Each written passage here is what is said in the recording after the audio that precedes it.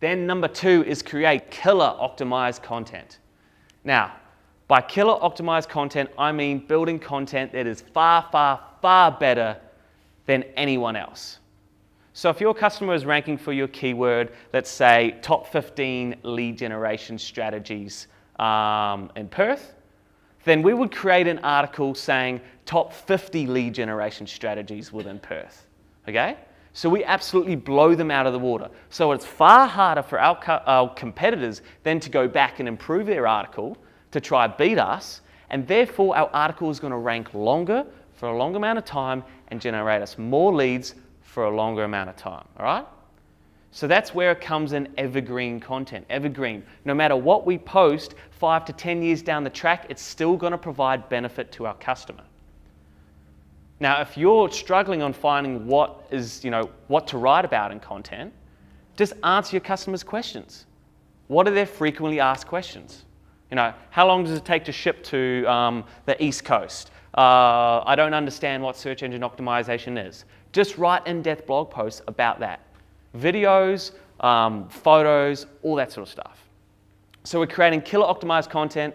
By optimize, I mean we've got to insert our keyword into it. So Google can now figure out what that content is about. So this is how we optimize our content. First off, we grab one keyword from that keyword research we do.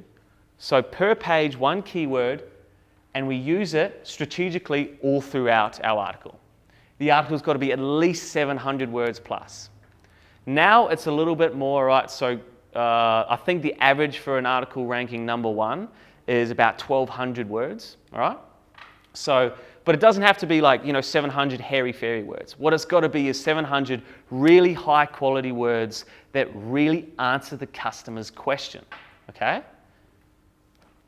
Then, of course, it's got to be uniquely written and informative. It cannot be copied and pasted from anywhere else on the internet. It's got to be uniquely written. Now, our keyword needs to be in our title. So, for example, here, our keyword's responsive web design, all right? So we've added it in our title. You see it here in our first paragraph. We've added it in our last paragraph in a subheading somewhere in the article for a maximum 1% density. So for a 700-word article, then that keyword's got to be in there maximum 7 times.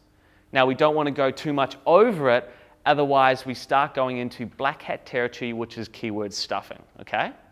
Google's really good at understanding now what keyword stuffing is. So if we try to smash responsive web design in there about 20 times, our customer reads it. We've all read those blog posts where it's just like, I don't understand this because it's not written for the customer, all right? Google's completely abolished that. So now we're looking to create high quality content. So 1% density. So, we got title, first paragraph, last paragraph, and a subheading. We only need to put it in 3 more times. So it's pretty easy. It's pretty natural. Now, here's a little bit of an advanced strategy, internal and external linking.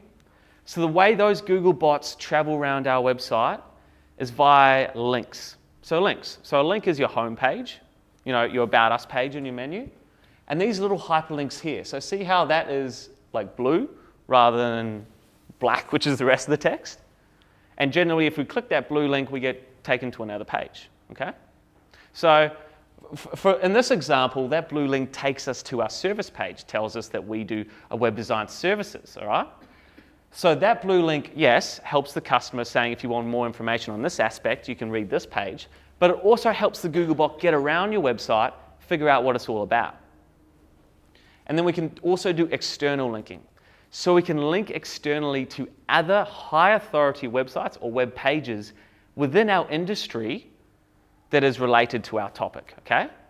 So for example, if I linked responsive web design, I could link responsive web design to the Wikipedia explanation on what responsive web design is, okay? Google then says, all right, so these guys are linking to these people here. They're all linking to, I guess, related to SEO. It's all related to web design. These guys must be talking about web design SEO, all right? Then they start indexing us correctly. So internal, external linking, very important.